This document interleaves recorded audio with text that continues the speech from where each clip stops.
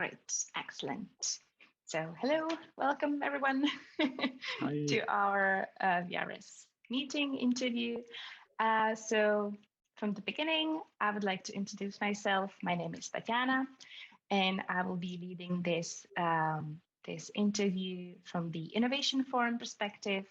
And today we have here 3 representatives from VRS Recruitment Agency.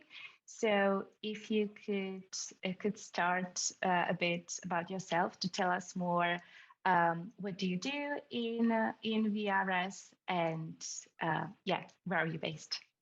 So please, Ellie, start first.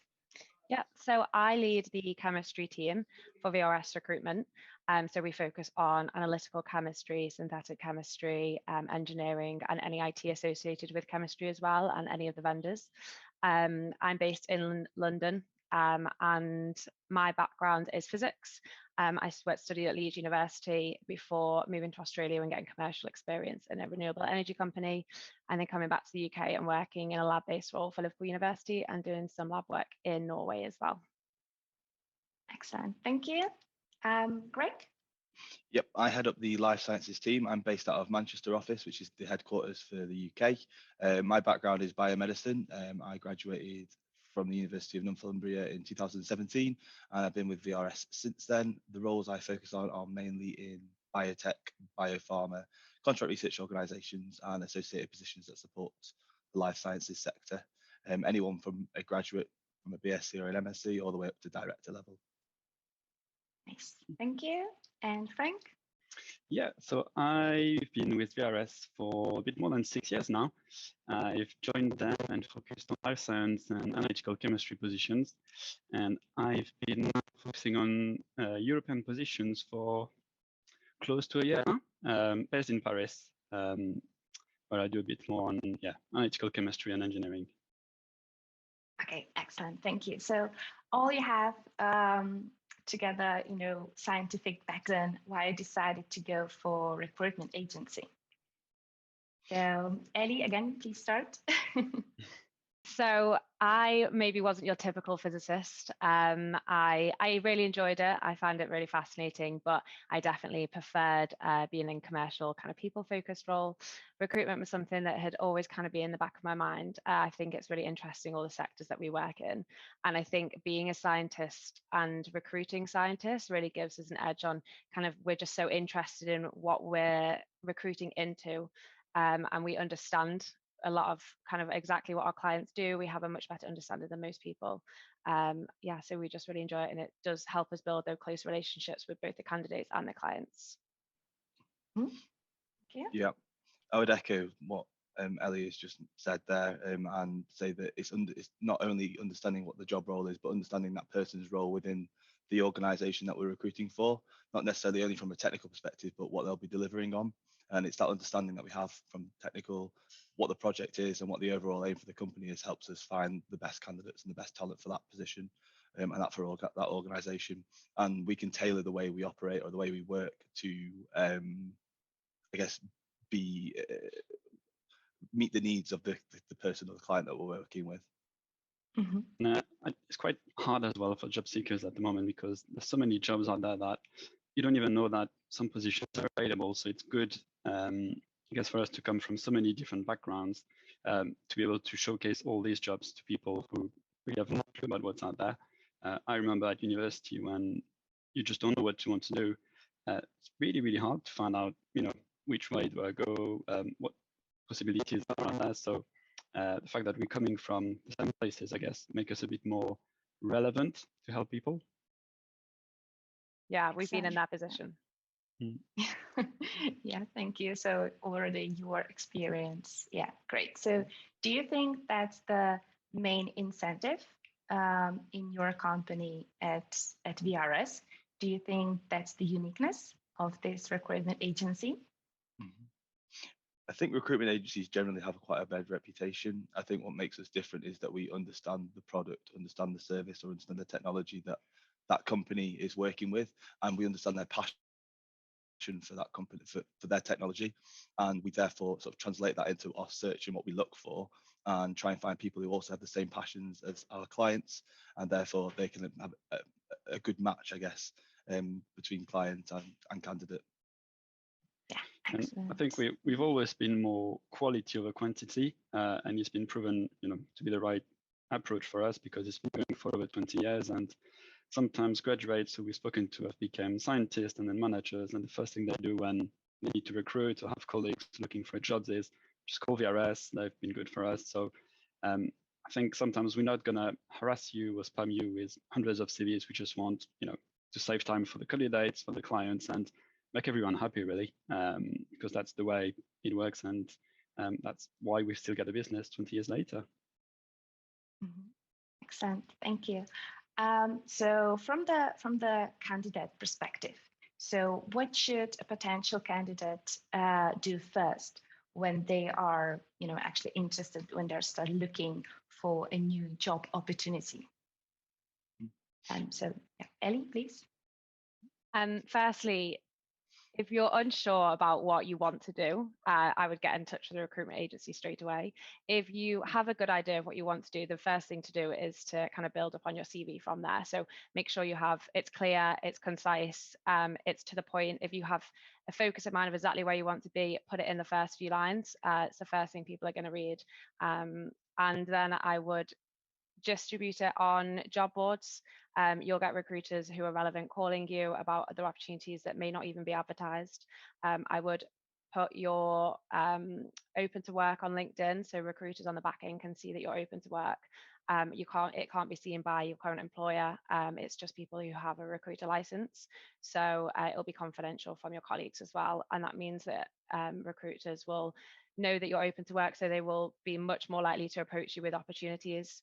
And yeah, again, if you have a niche, if you work in kind of a niche sector, there most likely is a recruitment agency that works exactly what you do. There is a lot out there. So get in contact with a recruiter and they'll be able to talk you through exactly where you could go, what you could do, salary benchmarking, and everything like that. It's good. I would maybe suggest approaching 2 to maximum 3 recruitment agencies, as you don't want to be bombarded, but you do want to see what's out there.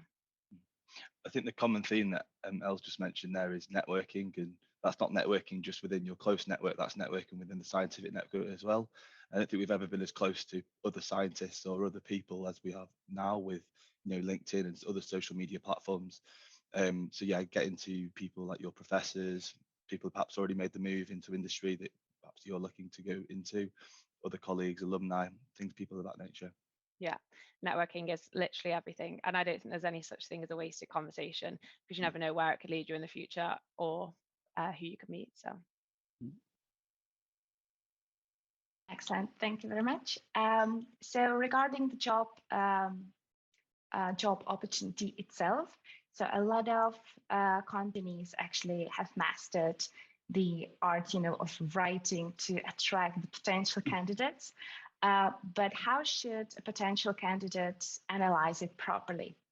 So because usually, there are huge advantage incentives why to work for us, but how should a potential candidate properly analyze it? I think number one, the job description doesn't say everything about a company or what they're about and what the people are about or the culture. I think one common theme through companies that really value their employees and value the culture that they build in the organization, often they'll let other staff members of the same level of the person interviewing speak to them to discuss the role, the company culture, what the project and what the day-to-day looks like. I would always encourage the candidate looking for a role to speak to people who are at a similar level within the organization, speak to people who maybe came in at that level and have progressed through the organization to fully understand what the day-to-day responsibility is going to be like and what the day-to-day living is going to be like within that role. I would also suggest writing a list of your non-negotiables. So is that salary? Is that location? What exactly are you moving for? Are you moving into a role where you could progress? Do you need more money? Are you looking to reduce your commute? And then ask these key questions at the very start of the opportunity, and figure out, is it a certain technique you want to be using? Make sure that you'll be using it daily, and it's not just something that's briefly mentioned in the job description, but the role is actually completely different. So don't waste your time or their time, and just get all them non-negotiables out of the way straight away. yeah, asking questions is always very important. And I think people sometimes feel scared about asking questions during an interview. But candidates need to bear in mind that they're interviewing the employers as much as the employers are interviewing the candidates. And it's not just a move. You might be changing your personal life. You might have to buy a car. You might have to pick up your children later from work. So it can be a very big life change. It's important to get these questions out straight away. And I think that's why it can be good to use recruiters as well, because when we post a job, we always speak with the hiring managers before. As Greg said, the job descriptions are usually describing unicorns. That's hardly ever exist, and it's always good to know exactly, what is needed, what is nice to have, what's actually just needed to be there to write a few more words. So it's important to know what the job actually is and if it fits with what candidates are looking for at this moment in time. Excellent. So have you ever come across something very a unique or bizarre job description? Because myself, I have. Yeah. And it was full of incentives and great games rooms, etc. But it wasn't really, must have on my list. So have you ever come across something, some bizarre job description? I think one of the most bizarre thing that always comes up on a job description is often something that's always put on there, and that's how many years experience they're expecting PhD or master's graduates to have. I think job descriptions have got to the point where they want the best of the best of the best candidate, but actually they're asking for something that's completely unrealistic. So they'll be asking for 3, 4, 5 years experience, and for a graduate level person, it's just not realistic. So I'd say, although that's a really common theme, I think it's very bizarre as well. Yeah, there's a lot of times we'll get sent a job description from a client and I'd look at it and I think, I have no idea what they want here. It does not make any sense. Like, techniques aren't mentioned. I'm not even sure what the industry is. And then you have a call and it's just completely different. Most of the time, it's actually just a lot simpler than you thought.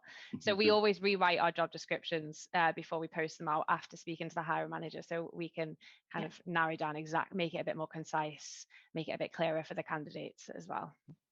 Yeah, because sometimes actually it felt like a clickbait. Maybe that's why, nothing specific. Yeah.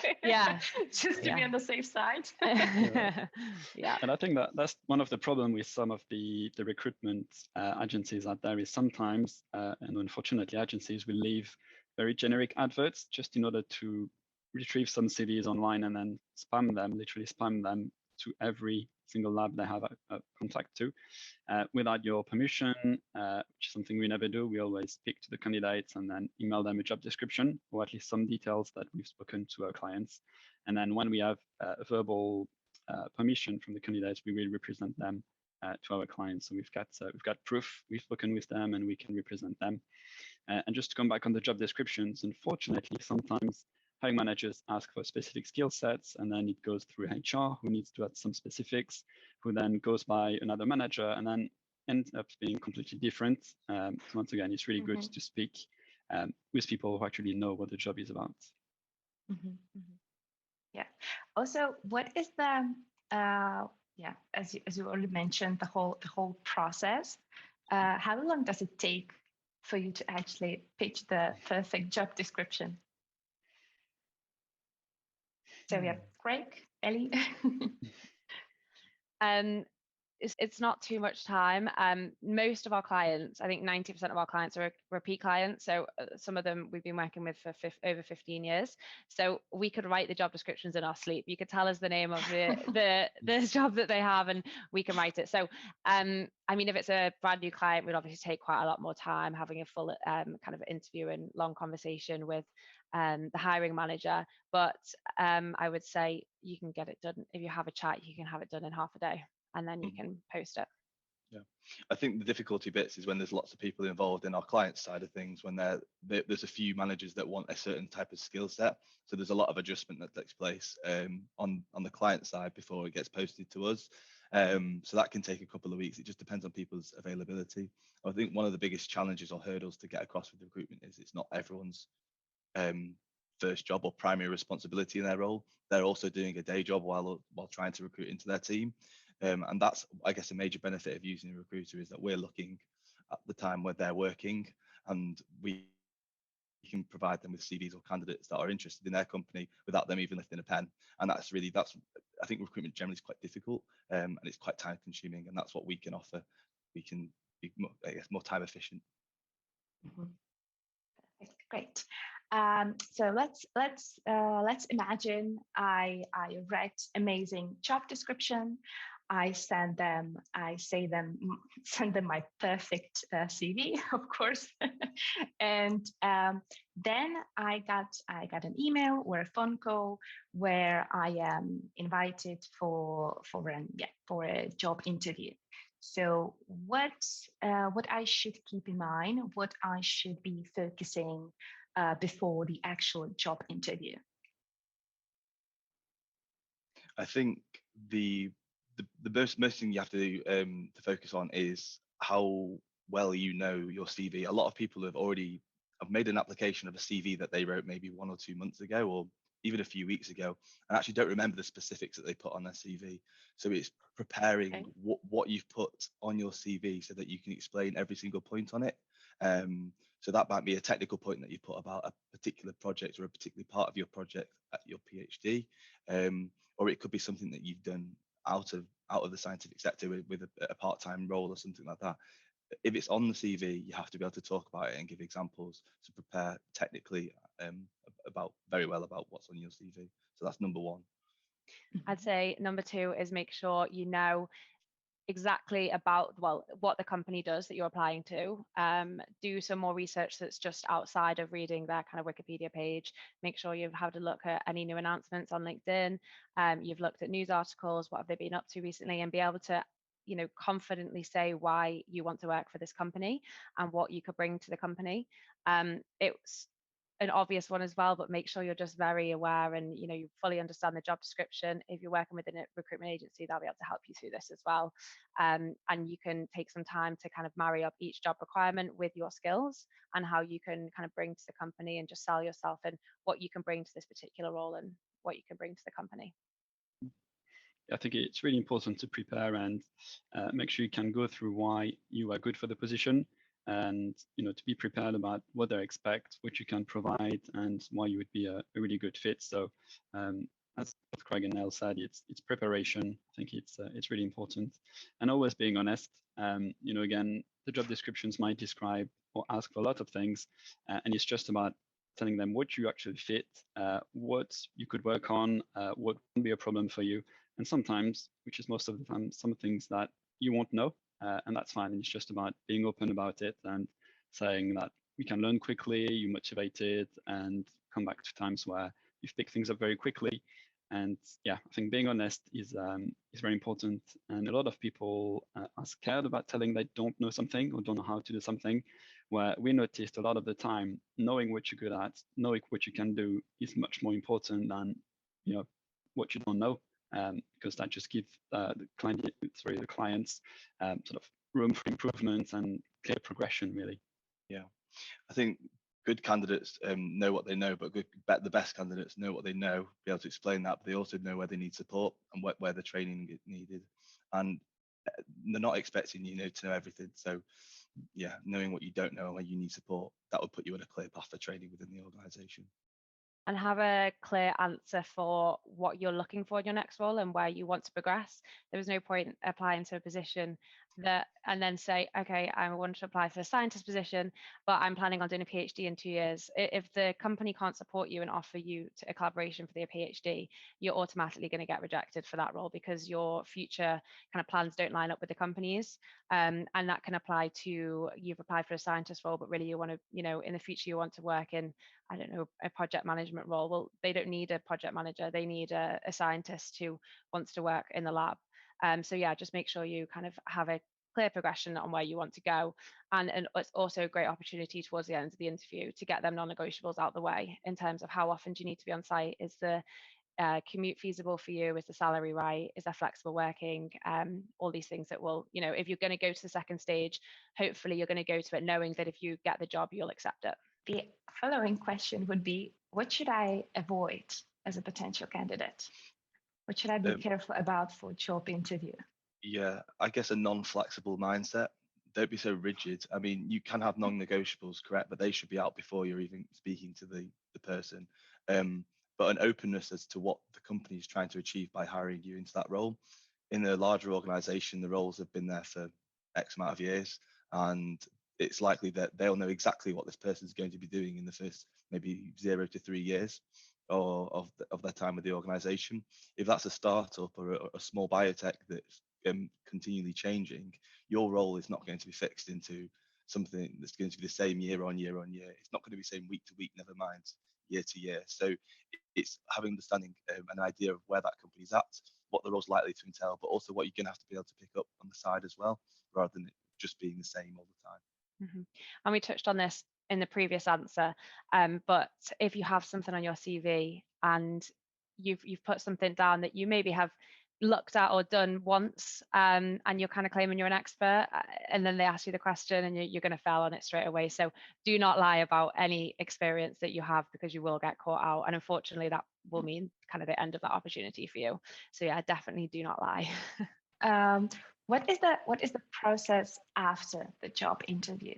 What is the average time a company usually needs to decide who is the perfect match for them? It depends on the candidate and who's involved in the hiring process, I think, and it depends how many interview stages there are. I think generally for junior roles, it's usually 1 or 2 stages, and for more senior roles, it can be up to 3 or 4 stages, depending on how many people they have to speak to, whether there's key stakeholders involved within the business.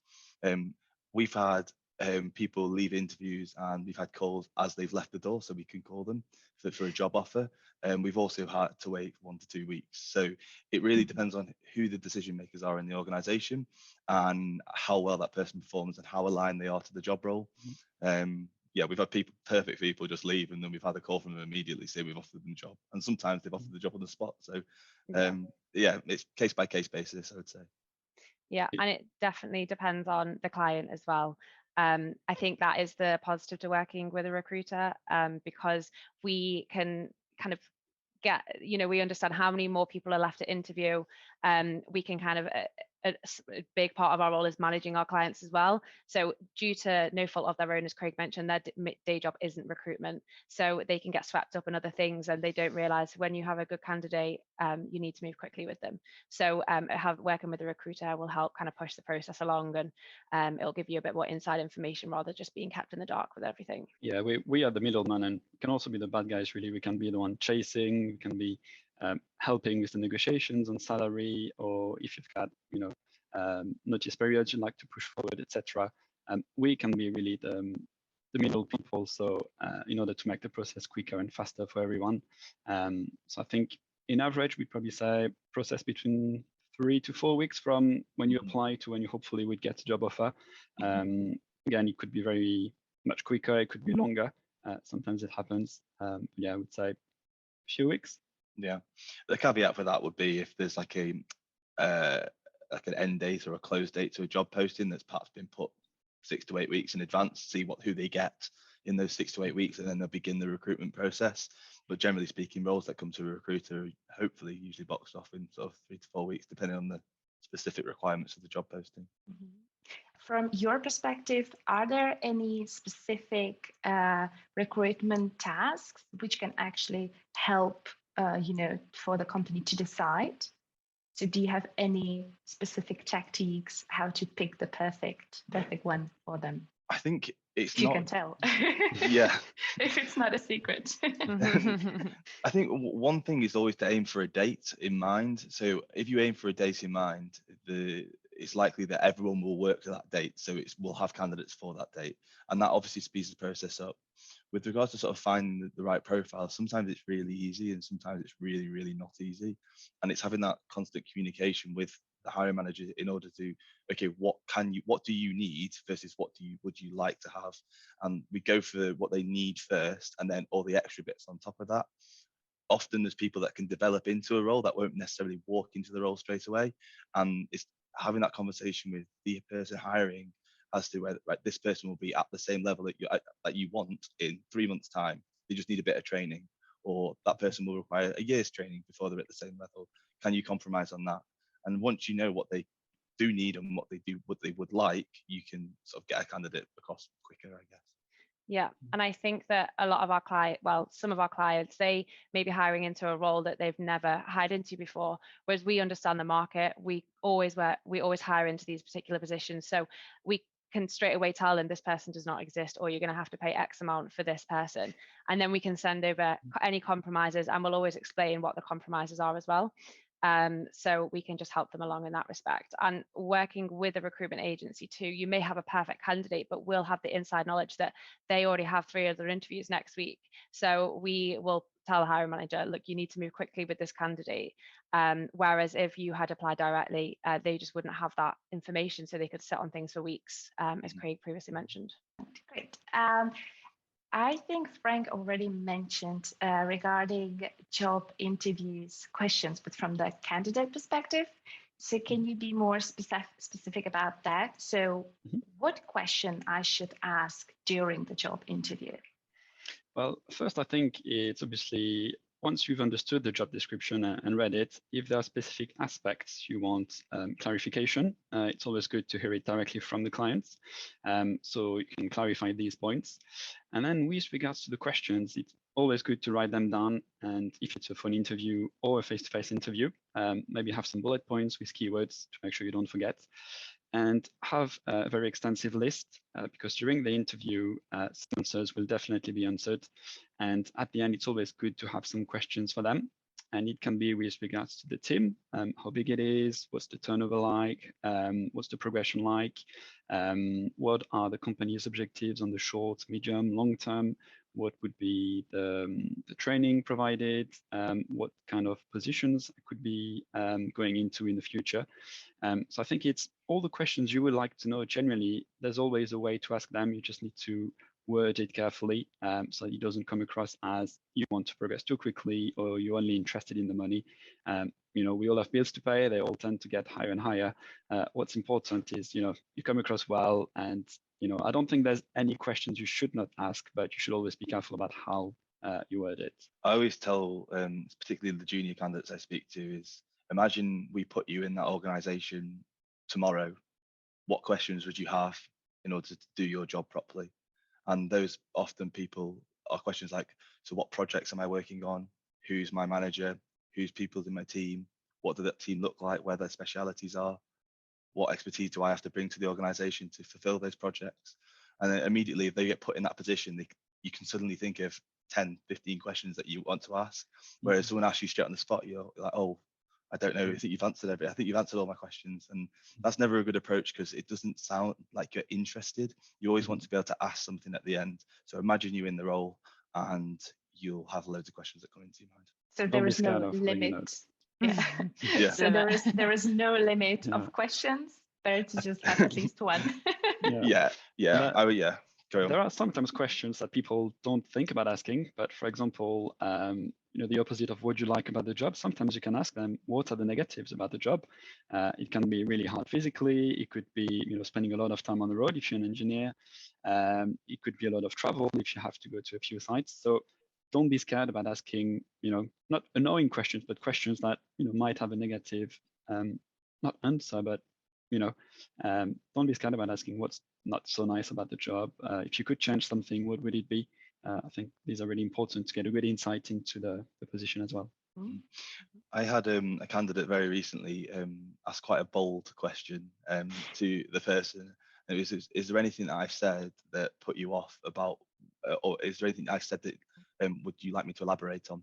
And obviously that's an extremely bold question because then it puts the interviewer on their toes.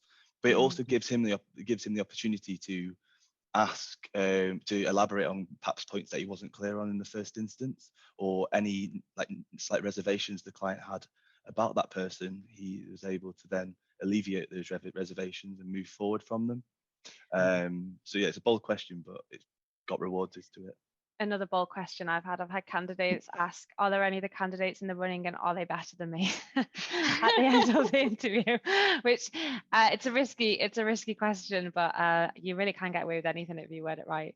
But what I would say, if it is the initial stage and you only have 30 minutes, a lot of the time it's set to 30 minutes because, as we mentioned before, the hiring manager's job isn't recruitment. So if you have 15, 20 questions, I would advise you to maybe get the non-negotiables out the way the first stage, leave all the extra questions to the more formal, longer stage. I will make a small detour, because that actually reminds me one question. Let's say that potential candidate is not successful for this particular job opportunity. Should they ask for a feedback? Because they got the image that it went well, and they have all the skills needed. Is it something? Is it bold? Is it something you would recommend? Absolutely. I think it's only fair from the clients to provide feedback, because the candidates have provided time, effort, energy. They may have taken some time off the actual work or childcare duties. So I think it's really rude not to provide feedback. They came, they showcased what they could do and what they could actually offer to the company. So it should be mandatory to provide feedback, and that's something we always fight for. Some clients are very open and will come back to us with very clear and detailed feedback. Some of them are a bit tougher to provide the feedback, but we always try to get something, and at least a few points. It doesn't have to be a full paragraph explaining this and this, but at least we need a little bit more experience, or we need expertise in a different area, or simply we've got better candidates, or we've had a better feeling with someone else. But they should at least give you some clarification, because constructive feedback is really, really useful for job seekers, and it's just fair and respect, to be fair. I would say that sometimes it's difficult to provide feedback if it's nothing to do with their technical knowledge, but how they fit into the team or the culture. I think one example of this is if you have someone that's super research heavy, interviewing for a role that is in a service capacity that requires someone to meet tight deadlines, or to deadlines that are going to be quite high pressure, their personalities aren't going to match. So a personality of a person who is used to working under pressure versus someone who has X amount of time to complete some research is going to be very different. So it's matching the role up with the type of candidate, and vice versa. It's not everyone's going to fit to every single role, and sometimes you just have to be accepting of that. Sometimes I would say the hardest part of our job is our clients don't hold back with us. So they would give us some absolutely brutal feedback, and we have to, okay, how can I reword this in a way that is nice to give to a candidate that's just not got the job? So yeah, it's a skill that I've developed over the last few years. So it's productive as well for them as well, so they can learn from it and move forward. Yeah. So usually you are the ones, for the clients to actually contact unsuccessful candidates and then explain, what is the reason why they're unsuccessful. I see. So after the hiring the successful candidate, so you are also the one who is approaching them first for your clients, or what are the processes behind that? It depends on how large the client is, if I'm completely honest. It depends. Usually at the point of acceptance, we'll pass details over to our client, and it'll be a HR team or something like that or an onboarding team that will help them through that process. That's usually for the larger organizations. I guess for the smaller organizations, there's only 2, 3, 4 people in there. It's a lot more personal, and it's a lot more right up until the day they start. We're involved, but generally speaking, most of the organizations that we work with have some sort of office manager or HR team or onboard person to help them along that process. Yeah, but just before the acceptance as well, we'll be there to support any kind of negotiations or anything that needs kind of ironing out, whether that's how many days on site they need to be. If there's any issues with their contract when it comes through, they need things kind of rewording or something's missing that is something that's important to them, we'll help right up until kind of the day they start with anything. We'll work with HR alongside that and the candidate. Regarding the unsuccessful and successful candidates, so let's say that you had a really good few candidates, but there was just the one who was best. What is the communication with the unsuccessful candidates? Do you leave their information, contact details for later, for more specific or better job opportunities for them, or is there any follow-up for with those candidates? It's always hard. I think giving the bad news is I guess some of the the worst part of our jobs really is, because when you speak to someone, you get to know a bit of their personal life, you get to know them, and then when you have to give them, obviously not the news they were expecting, it can be always hard. But I think as long as you've got that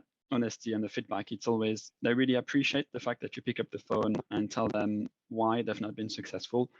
And we always work with them on the long term. Some candidates we've been working for many years, we've placed them in a few positions. So yes, this one wasn't successful, but there will be other opportunities and sometimes even better ones. So it's all about giving them reasons why they've not been successful and really reassuring them. Sometimes it's nothing to do with them. It's all been positive. They just had a better candidate.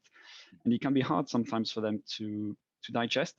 So it's all about explaining them what they can do next. And we always keep an eye out for their opportunities. When we have good candidates, it's not, it's quite rare that we only have one opportunity that fits what they're looking for. So it's really helping them on the long term and, hoping that we'll give them that call that, is the best news. I think a positive about our company is because we all do have our niche sectors. When we work on positions, I'll get a job in and I'll think of 5 candidates in my head straight away who I can call, because we all have that niche knowledge. We could in no way keep the names of everyone on our database in our heads, but luckily we're split into kind of 5 different sectors. So I would say there is several people over the last 12 months that I have placed, but they have been through several other interviews with me prior and not got it before getting that. So it's a really good part of our job when you've been working with a candidate for 6 months and you finally get them their dream job. So yeah, we do a lot of work with candidates long term. So just because you don't get the first one does not mean you're not going to get the next one. There is possibilities that there's also multiple roles within the same organization. Often if a company identifies 2 really good candidates, they will try and hire both of them because it saves them trying to do the recruitment process again, which is time consuming and costs money to take time out of their days. So if they can hire 2 people, they often will. With your experience, can you actually tell right away, has that ever happened? Can you tell right away that he's the right, or they are the right person, perfect match for the job opportunity? Yeah, in one word, yes.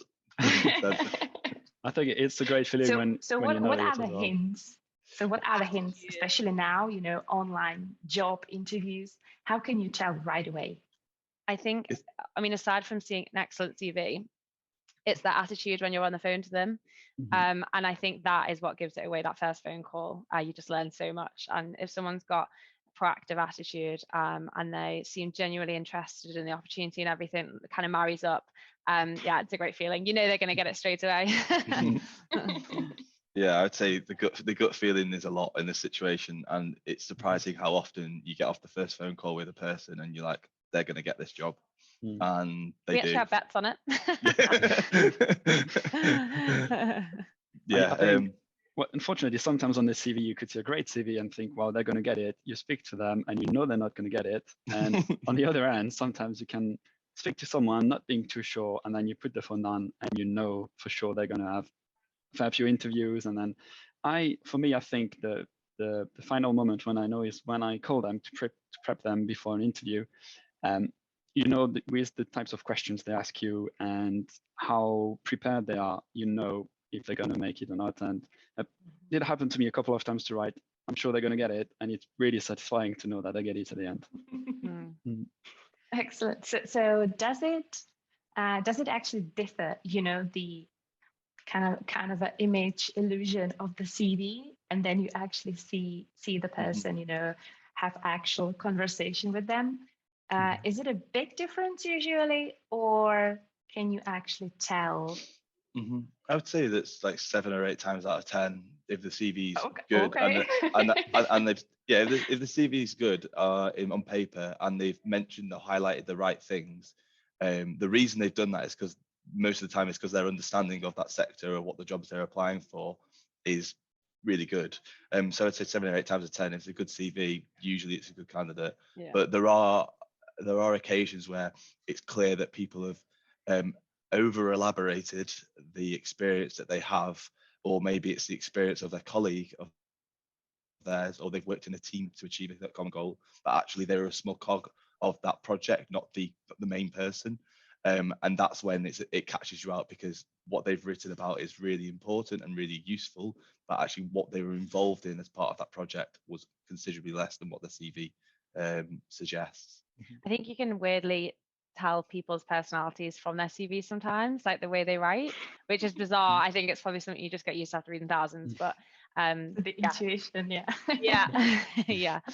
So yeah, I would say 7 to 8 out of 10 times you can guess what they're going to be like.